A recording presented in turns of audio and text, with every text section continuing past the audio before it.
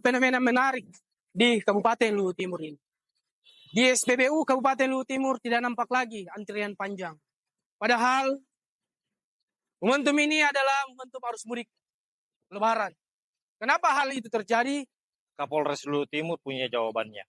Untuk itu, ikuti kami di Lutima Carita, ceritanya anak muda, cerita di bumi Batara Guru, yang edukatif, kritis, dan menginspirasi. Go!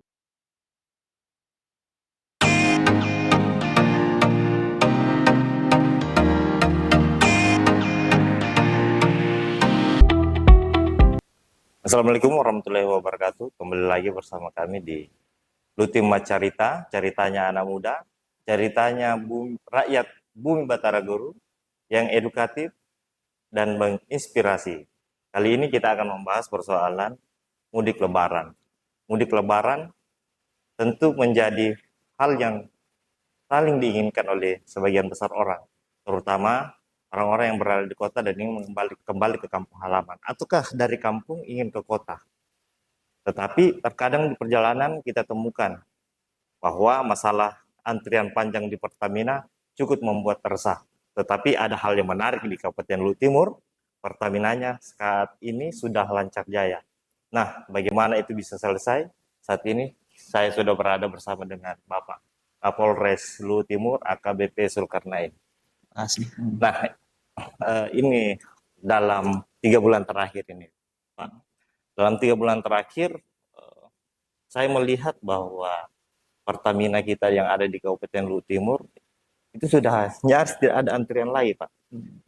Padahal sebelumnya itu antrian panjang sampai hampir 1 kilo. Orang resah dan ini terus menjadi aduan. Pasti kita juga sempat merasakan di awal-awal masa jabatan. Nah, apa yang paling pertama yang ada di benak? Terima kasih, Mas. Nah, jadi gini, pertama waktu saya sekitar 3,5 bulan yang lalu dinas di Polres Luwu Timur, saya kan memiliki pengalaman sebelumnya nih, dinas di Kalimantan, dinas di Sumatera. Kemudian saya melihat kejadian antri BBM ini itu hampir sama rata-rata. Di Kalimantan itu antrian BBM-nya bahkan sampai 3 kilo, 4 kilo. Bahkan sampai bikin macet. Karena di situ juga ada kendaraan-kendaraan truk proyek kan. Di Sumatera sama. SPBU kosong, tetapi di sebelah-sebelahnya itu banyak kali penjual-penjual pedagang eceran BBM. Nah, kalau itu saya kira kita tidak mempermasalahkan, yang penting sedianya stoknya ada.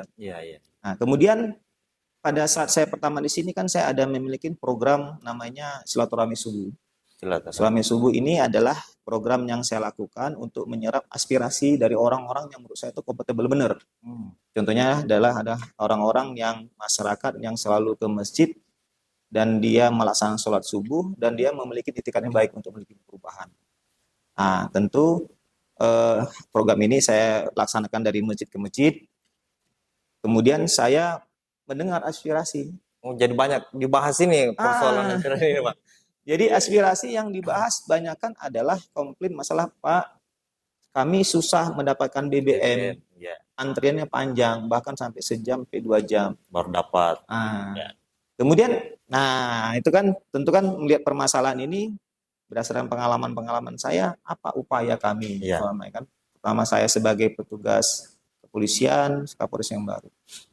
Nah, kemudian saya berdasarkan masukan dari teman-teman dari Polres juga, dari wartawan juga, dari teman-teman yang lain juga instansi terkait. Jadi saya bikin namanya rapat koordinasi ketersediaan bahan bakar. Yang kita laksanakan mengundang Desperindak, kemudian pemilik SPBU, dari Dinas Satpol PP, dari TNI, dari kami semua. Termasuk juga nanti dari masyarakat yang ada di pinggir SPBU. Yang jual-jualan ini ya. Jualan perwakilan kita undang, kemudian kita rapat bahas di sini. Kita bahas di sini, kita terima masukan, saran dari mereka apa kendalanya. Nah, kemudian kita juga melakukan koordinasi dengan Pertamina. Bagaimana stok BBM Pertamina setiap harinya kan gitu kan? Nah, itu tentu kita harus menganalisa semua permasalahan. Oh, ternyata permasalahan kita ini sebenarnya adalah ada sebagian, pertama, tidak tertibnya pengguna-pengguna itu, pemakai BBM itu untuk mengantri. Pertama itu dulu. Yang kedua, oh ternyata ini ada dugaan-dugaan permainan. Ya, permainan ya, tanda kutip ya. Tanda kutip ya, permainan ini. Permainan ini kemungkinan bisa dari pemilik SPBU, kemungkinan dari orang lain, orang luar yang memanfaatkan keuntungan dari SPBU BBM. Jadi menganalisa itu, saya mengeluarkan ini himbauan. Pertama, kita mengeluarkan himbauan dulu kepada masyarakat melalui media sosial dan sebagainya. Jangan menyalahgunakan BBM untuk kepentingan pribadi. Kemudian tentu kan kita menekankan siapa nih yang berperan menyebabkan nih. Ya, para pelangsir ini ya. Yang menyebabkan ini. Jadi kan pertama kita minta komitmen dulu dari pemilik SPBU, manajernya. Buat fakta integritas itu. Tantangan tuh. Ya, tantangan. Dan ada yang melawan itu, Bang.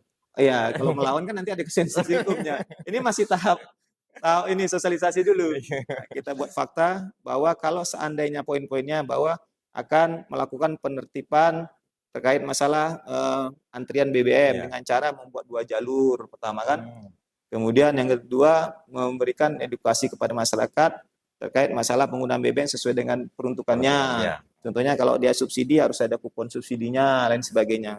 Yang ketiga, jika terjadi penyalahgunaan BBM, pemilik, manajer, dan petugasnya siap menerima ketentuan hukum pidana yang berlaku.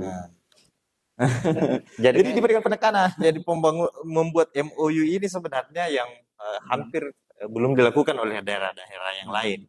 Kayaknya ini pertama ya, Bang. Untuk disulsel. Karena kalau di daerah yang lain kan juga sama juga ini untuk Pertamina-nya. Semuanya antrian. Namun Mas nggak sampai di situ Mas, karena pasti ada permainan-permainan yang di belakang kami. Nah, permainan itu kami cegah dengan menugaskan setiap hari itu petugas itu mengecek SPBU. Jadi mereka tuh laporan ke saya melalui handphone langsung ke saya. Setiap hari jumlah hari ini pagi ini berapa KL? Ya, berapa stoknya? Kemudian kan kita lihat nih penggunanya kadang siang dan sore nanti adakan patroli. Kalau seandainya itu habis, tentu kan penggunaannya kemana kan gitu kan. Sedangkan paginya ada. Kemudian kami juga melihat koordinasi dengan Pertamina, melihat kedatangan BBM ini kira-kira dengan kebutuhan itu cukup tidak? Ya, dengan jumlah kepadatan kendaraan yang ada jumlah kendaraan, kebutuhan penduduk, kebutuhan nelayan dan sebagainya. Nah, tentu kami lakukan pengawasan. Kemudian itu belum cukup, Mas. Nah, kemudian saya buka namanya SMS online gitu. Apa namanya nomor handphone saya. Jadi bisa mengadu langsung ya. Mengadu langsung. Jadi nomor handphone saya berikan pada kesempatan yang seperti tadi, silaturahmi subuh, kemudian pertemuan-temuan dengan instansi terkait. Intinya kalaupun ada penyalahgunaan BBM, tolong laporkan ke saya, jangan ke personil. Karena kan ada informasi, ada dugaan personil lah, inilah, itulah kan. Jadi kan kita mau antisipasi itu, jangan sampai ada kebocoran. Kebetulan alhamdulillah waktu itu saya dapat informasi ada 2 kalau nggak salah, 2 tempat penampungan besar. Dan di samping juga ada pengecer-pengecer yang menggunakan sepeda motor maupun lagi mobil. Jadi penampungan besar ini untuk disalurkan ke mana ya Bang ini? Sulawesi Tenggara. Oh, Sulawesi Tenggara dan Mongolia. Jadi khusus itu saya dapat informasi, saya tugaskan tim khusus, saya lakukan pengebrikan. Itulah yang kemarin kita rilis. Oh, yang ditangkap ini ya? 250 jerigen di jerigen 1 mau dibawa ke sana, bawa ke Morowali. Nah, itu ada satu lagi sebenarnya, tapi pada saat itu BB-nya sudah terlambat ada di situ, jadi tidak ada BB-nya. Kemudian terkait masalah mobil-mobil itu, yang tadi yang kira-kira menampung 30 liter, bolak-balik. Yang sudah dipermak semua. Kadang-kadang nggak dipermak sih Mas, cuma dia bolak-balik aja. Bolak-balik. Jadi saya sampaikan ke Lantas, ingatkan kalau memang ada kesalahannya, tilang. Jadi semuanya sisi harus berjalan, Mas. Jadi semua bentuk penindakannya ini tersistematis semua ya. Banyak pihak yang dilibatkan. Banyak pihak yang dilibatkan. Jadi kita juga bersama dengan dinas terkait juga memberikan support lah kepada pemilik SPBU, penekanan supaya ini kita jangan lagi ya wilayah kita ya. Kalau wilayah lain kan bukan kewenangan Iya, saya, iya. wilayah kita aja. Nah, kemudian terakhir kami juga mau sampel curhat-curhat dengan mereka. Kami ngadakan cuma curhat itu Iya. dengan pemilik SPBU, dengan termasuk dengan operatornya, dengan apa kendalanya sampai saat ini. Kan sudah lancar nih, tetapi Iya. apakah mereka merasa dirugikan Iya. dengan katanya sudah aman, mungkin sudah tertib. Ternyata mereka malah beruntung, bersyukur. Oh. Jadi Dengan pemilik SPBU ini bersyukur. Iya, bersyukur karena mereka merasa ini kan mereka kan stok juga tidak terlalu banyak ya jumlahnya, tapi bisa terbagi rata gitu dengan kebutuhan. Saya pikirnya semakin banyak yang dijual ya semakin banyak yang diuntung. Karena memang gini Mas, kebutuhan BBM kita sebenarnya seimbang dengan supply. Iya, iya. Sebenarnya seperti itu. Cuman kan supaya kita menekan terjadinya penyalahgunaan yang tidak sesuai dengan peruntukannya kita hilangkan. Jadi seimbang aja sih Mas. Masuk keluar masuk tuh seimbang aja. Tidak ada yang berlebih juga sih. Tapi sejauh ini Bang tidak ada yang mencoba tidak untuk datang lebih-lebih Bang. Bisa kasih ini ya. Kasih kelonggaran sedikit. Nah, alhamdulillah kalau itu saya tertutup Mas. Saya tertutup. Saya sudah sampaikan kepada ya personil saya di saat saya ada apel dan sebagainya. Ya. Kalau mau coba-coba silahkan. Nah, tentu nanti risikonya risiko bagi Anda sendiri, saya bilang. Iya. Saya tidak mau anggota saya bermain dengan namanya BBM. Apalagi itu udah kebijakan saya. Iya. Pertama wilayah kita lah. Ya, karena di sini kan apa ya, daerah paling banyak yang membutuhkan BBM. Benar. Ya, saya melihat ini kan fenomena BBM solar terutama. Tapi alhamdulillah tidak ada di wilayah kita lah. Kalaupun ada ya tolong nanti dilaporkan lah. Mungkin keterbatasan saya, informasi yang saya terima. Tapi ada tidak instansi-instansi yang lain yang dilibatkan selain melibatkan personil secara utuh ini? Ada tidak melibatkan instansi dari luar kepolisian? Kami kalau untuk masalah BBM subsidi sebenarnya kita koordinasi dengan Disperindak, terutama Tunalayan, Dinas Perikanan, Dinas Disperindak untuk LPG-nya. Ini LPG juga kan kami antisipasi dengan supaya jangan sampai dibawa, kan ada informasi dibawa ke Morowali dan sebagainya.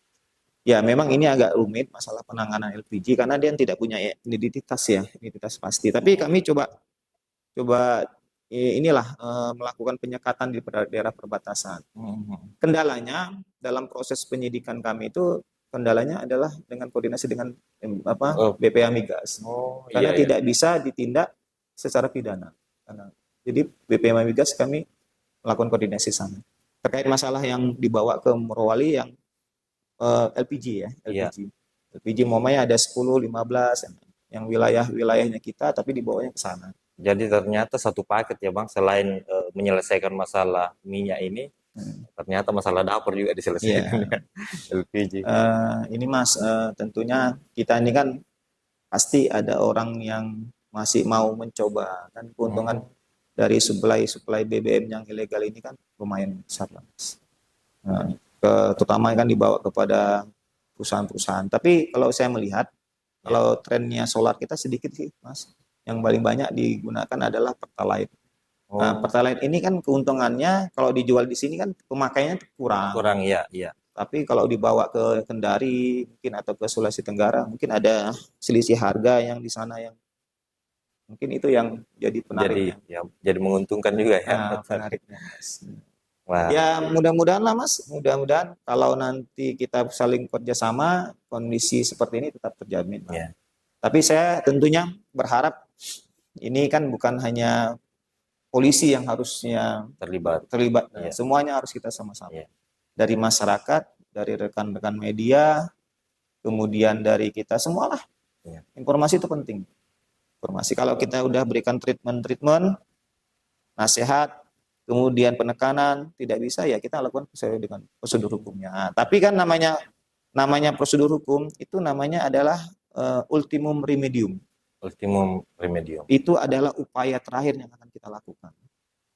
Karena apa? Karena memang penegakan hukum itu akan memberikan akses yang luas dan itu membutuhkan alat bukti yang kuat. Nah, kendalanya kemarin kita juga udah koordinasi dengan saksi ahli yang di Jakarta terkait masalah penanganan BBM kemarin. Nah, ini masih proses berlangsung kan butuh berapa udah sebulan lebih kan? Iya betul. Koordinasi ke Jakarta, kita saksi ahli dari Jakarta. Jauh-jauh didatangkan ya? Iya, jadi saksi ahli ke Jakarta, nanti kita periksa di sini, mereka kita kirimkan pertanyaan, sudah oke, mereka nanti. Jadi penanganan BBM ini sangat luar biasa sulitnya. Jadi memang sanksi tegas buat yang mau main-main ini. Ya, gitu. Jadi jangan coba-coba ya Bang. Ya. Ini sangat merugikan masyarakat kita. Nah untuk selanjutnya ini Bang, bagaimana untuk menjamin ke depan ini agar Pertamina ini tetap sehat, lancar, tidak ada lagi antrian di masa depan. Karena ini yang banyak pertanyaan, titik-titik pertanyaan ini. Ya, makanya tadi saya sampaikan Mas, mudah-mudahan langkah-langkah kita ini masih bisa efektif lah sesuai yang kita terapkan. Tentu peran serta dari semua pihak. Kalau kita hanya bermain dengan sendirinya, takutnya nanti terjadi celah-celah lagi. Iya. Polisi kan punya keterbatasan dengan segala penugasan yang diberikan kepada kami. Nah, makanya dengan pengawasan kita semua, ada sedikit yang berani-berani untuk bermain, laporkan ke kita. Ya. Paling tidak kita berikan sanksi lah, ataupun teguran lah, ataupun penindakan lah, peringatan lah kepada mereka. Ya. Nah, kalau memang sudah kelewatan, ya proses hukumnya akan berjalan. Bisa lihat selama ini Bang, tidak pernah sidak-sidak, tapi lancar-lancar aja ya. Tidak pernah sidak-sidak. Ya, memang harus kita berikan contoh. Iya. Kalau memang, makanya itu harus kita upaya bersama. Nah, kalau sekarang ini Bang, untuk dari Pertamina yang ada di Kecamatan Botu sampai di Nuha sana ini, sepertinya tidak ada kendala sampai sekarang. Nah, bagaimana ketika ada lagi yang dari luar ini Bang, bagaimana mengantisipasi ini? Kan biasanya ada pelangsir dari luar itu Bang, dari luar. Nah ini ya yang membuat ini keadaan kondisi ini semakin macet. Ya, nanti saya minta kerjasama dengan semua pihak. Kalaupun itu ada, tolong laporkan ke saya. Apalagi sudah ada SMS langsung ya. Ya, kan di setiap polsek, kantor-kantor polisi kan WA saya kan sudah ada, saya berikan itu. Informasikan ke saya, jangan kepada personil supaya bisa kita lanjut dengan tim sus. Ya, mudah-mudahan bisa kita ungkap. Nah, mudah-mudahan kita ungkap. Paling tidak kita memberikan efek jerah kepada yang bersangkutan. Ya mudah-mudahan itu yang bisa kita lakukan. Terakhir lagi Bang, ya, bagaimana ini Bang supaya jangan, kan ada isunya ini bahwa BBM bersubsidi ini digunakan oleh perusahaan-perusahaan. Bagaimana untuk mengetahui ini Bang dan antisipasi? Sebenarnya agak susah ya. Agak susah ya. Karena kan BBM itu tidak punya pembeda antara subsidi sama non subsidi, nggak ada pembeda. Ya, tetapi yang jelas kalau mereka memiliki dokumen lengkap namanya dari SKP, kalau memang INU katanya INU. Kemudian ada surat keterangan pengangkutan atau dari mana asal BBM-nya, kemudian dilengkapi dengan surat pajak dan kembali yang lainnya, surat pengantar, pajaknya dibayar dan sebagainya. Yang mudah-mudahan itu yang resmi. Ya. Jadi kewajiban negaranya sudah dilaksanakan. Jadi ini juga diminta ya sama perusahaan supaya lebih teliti lagi. Kita sebenarnya perusahaan yang ada di sini itu rata-rata adalah perusahaan dari luar ya, yang masuk ke sini. Cuma kan kita ngambil sampel-sampel aja. Makanya kalau kita sampel kita berikan, oh ini ternyata mereka lengkap, ya kita nggak bisa berbuat apa. Betul. Jadi yang dikatakan BBM subsidi itu adalah BBM yang diperuntukkan masyarakat. Yang BBM subsidi kan kita nggak bisa membeda ini warna dan lainnya nggak ada. Kecuali tadi ada warna hijau dan warna merah bisa. Jadi ini nggak ada pembedanya. Yang bisa membedakan adalah ini. Kemudian dalam proses penanganan BBM itu kita harus mengetahui asal usul BBM itu. Jadi contohnya gini, kalau seandainya kita lakukan upaya penindakan di daerah Luhut Timur, BBM itu asalnya dari mana? Kita harus urut ke sana. Contohnya dari Makassar atau dari mana harus urut. Nah, itu harus tahu tempat pengambilnya dari mana. Dalam proses penyidikan harus seperti itu. Tidak bisa kita mengatakan BBM subsidi tapi kita tidak bisa membuktikan asal usulnya dari mana. Makanya harus diurut sebenarnya. Itu sangat susah sekali. Hilangnya dari mana, diambilnya dari mana? Pertama pengambilannya. Kalau dia bilangnya pengambilan dari barang industri juga, kita nggak bisa menindaknya. Tapi kalau kita ada dia bisa mengatakan, membuktikan kita bisa membuktikan bahwa pengambilan langsung dari subsidi dari SPBU gitu, momennya SPBU di Makassar, nah itu baru bisa kita tindak lanjutin yang itu. Tapi kan agak-agak sulit juga ya. Susah Mas, karena sejak undang-undang ini namanya Undang-Undang Cipta Kerja, kita hanya bisa menindak terkait masalah BBM subsidinya. Yang lain-lain kami polisi nggak bisa. Itu administrasi semua. Nah, makanya perannya dari seperti Pertamina sebenarnya sangat besar sih Mas pengawasannya. Iya, iya, iya. Pertamina sebenarnya harus memberikan kontribusi yang besar di sini. Harus rajin-rajin memberikan Iya, laporan. iya, benar Mas, benar. Tapi sejauh ini koordinasinya lancar ya Bang? Di sini Pertamina di Palopo Mas. Di sini, Oh. di sini sepertinya tidak ada sebenarnya. Ya. Palopo. Ini SPBU saja langsung. SPB saja. Karena agak sulit. Dengan kerjasama dengan BPH Migas sudah ada juga ya Bang? Ya, terutama masalah saksi ahli. BPH Migas kan tingkatnya tingkat Jakarta ya. Iya. Jadi itu cuma saksi ahli. Penanganan kasus yang kita ini, kalau dari saksi ahli mengatakan tidak terpenuhi unsurnya, kita juga nggak bisa naikkan pidananya. Betul. Karena tergantung semua, kami tergantung dengan saksi ahli. Memang agak susah Mas jadi penyidik. Nggak semudah yang dibayangin masyarakat. Kita nangkap nanti langsung ini. Kita harus punya dasar semua. Iya. Contohnya kita mengamankan barang itu harus ada dasar dengan penyitaan. Iya. Koordinasi dengan jaksa. Kemudian dengan pengadilan negeri. Kemudian kita melakukan penangkapan, penahanan orang itu harus betul-betul diperhatikan unsurnya. Delik formal dan formilnya. Kalau tidak, kami nanti akan jadikan di pra-peradilan. Iya. Jadi kayak senjata makan Iya, tuan senjata begitu. makan tuan. Kita nggak bisa berwenang-wenang. Jadi polisi itu tidak bisa berwenang-wenang. Jadi terakhir ini Bang, mungkin untuk kata-kata buat masyarakat kita nanti nih, khususnya bagi pemudik ini Bang. Ya. Jadi masyarakat, teman-teman semuanya, saudaraku yang melaksanakan mudik, kalau kita mudik yang pertama harus kita persiapkan adalah kondisi kita fisik dalam keadaan baik. Kenapa harus dipersiapkan? Karena disitulah kita bisa memprediksi keselamatan kita maupun keluarga kita. Kalau seandainya capek, silakan untuk istirahat. Ya, ini, capek. Jangan dipaksa. Kebetulan kita ada pos-pas Mas. Pospam dan posyan di beberapa titik. Silakan istirahat di tempat-tempat kami. Ya. Nah, kalaupun nanti ada yang bisa kami sajikan berupa minuman atau makanan kecil, nanti kami akan sajikan. Gratis ya Bang? Gratis. Jadi kalau tidak pernah merasakan pelayanan Polri secara langsung, singgah di pos. Singgah di Pospam. Mudah-mudahan ada gambarnya Pak Kapolres di situ. Kemudian ini satu lagi mungkin yang paling penting adalah pada saat ditinggalkan rumah, silakan dicek lagi, jangan sampai ada kompor yang masih hidup, listrik yang mungkin tidak dicabut, silakan dilakukan antisipasi awal supaya ditinggal dalam keadaan aman, jangan terjadi kebakaran, kemudian pastikan terkunci.